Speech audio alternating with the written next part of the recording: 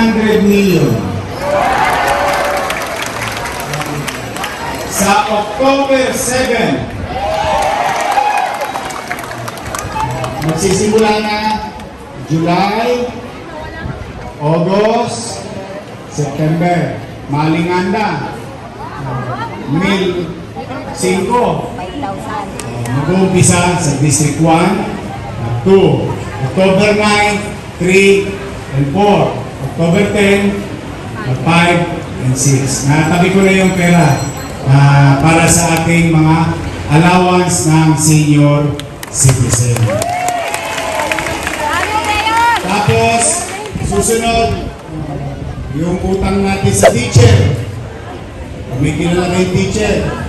Pagdagaling ko lang ako ng City Hall, nagpipirma ako. Hopefully, matapos by Monday.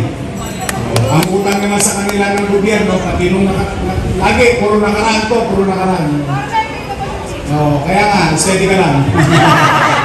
Nagkukwenta na nga ako.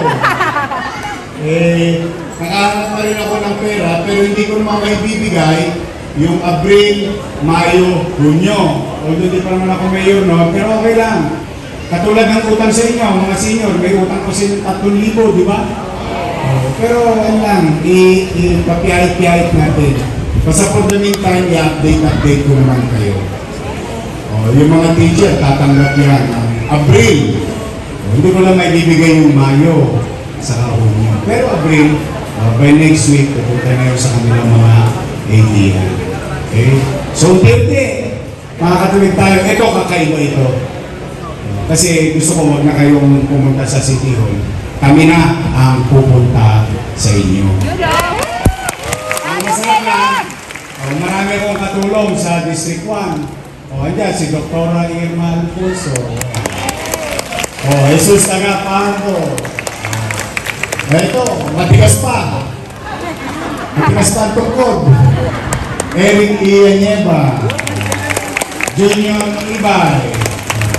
Yung anak ko, mamaya pagpasok sa eskwela, nag-aaral yun eh.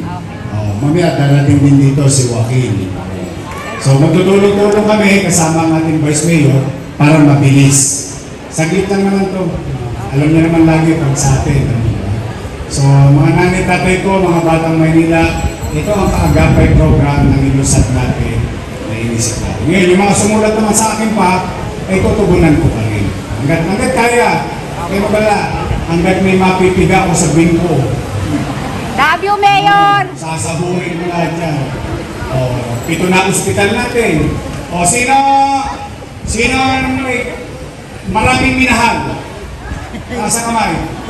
Baka barado na puso nyo. Meron na tayong angiogram. Angiogram procedure, pinakamahal yan. Pag may tama ka, susunod, angioplasty. Mas mahal, milyon-milyon. Nagsimula na tayo sa angiogram.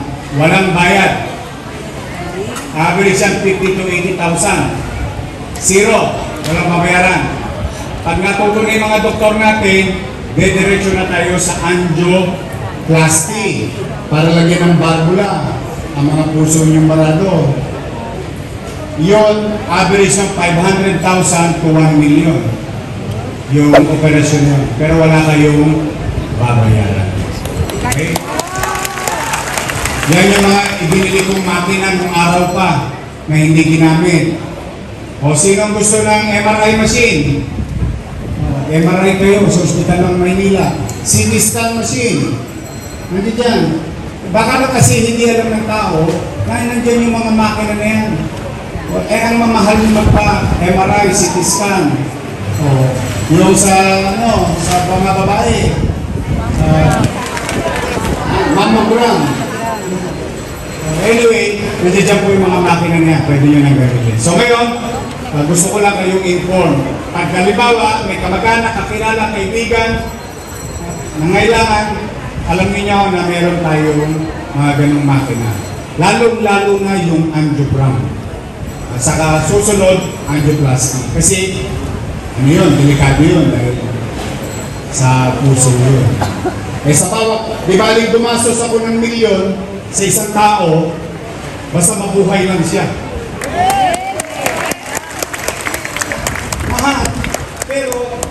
halaga, walang katumbas sa halaga ang buhay ng isang tao. Tama mali? Kaya kahit tayo hirap-hirap sa pera, huwag kayo mag-alala, makakaraos tayo, makakatawid tayo. Ha? Pumanatag kayo, may gobyerno na sa lungsod ng Maynila. So muli, umpisahan natin. Magtotong na ako. Kanina pa ako pangarang. Para sa inyo talaga to. Ito ay maliit na aking kaparanan, maiparamdam sa inyo na sa oras ng pangangailangan, merong tenga ang gobyerno. Handang makinig, handang umaksyon. Okay? I love you! Magandang araw, pagpalain nawa kayo ng pong kapal. Manila! That first. Thank you. Let's start. Maraming salamat po, Yope Isko Moreno Domagoso. Muli po, mga nanay at tatay ko, gagawin po natin ang maayos. So, pipila lamang po tayo at mananatili naman po tayo nakaupo sa ating po mga upuan at hahayaan po natin ang ating mga staff ang siyang mag-a-assist kung ang role niya na po ang tatayo. Yan po at pakilabas na po ang inyong mga papel.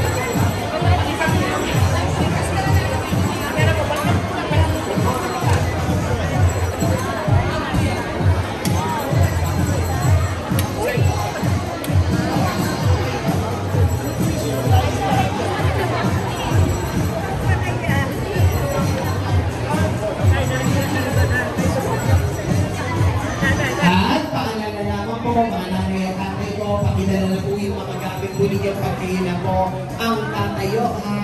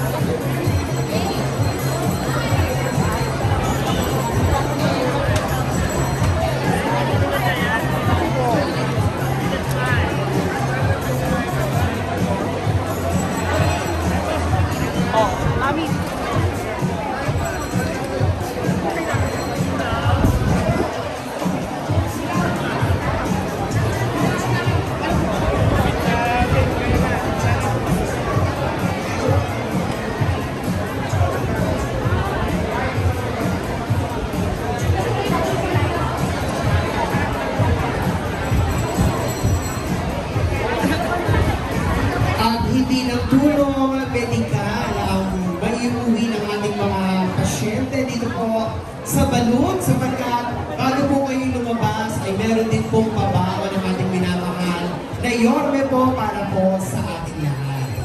Dito po kayo, Nay.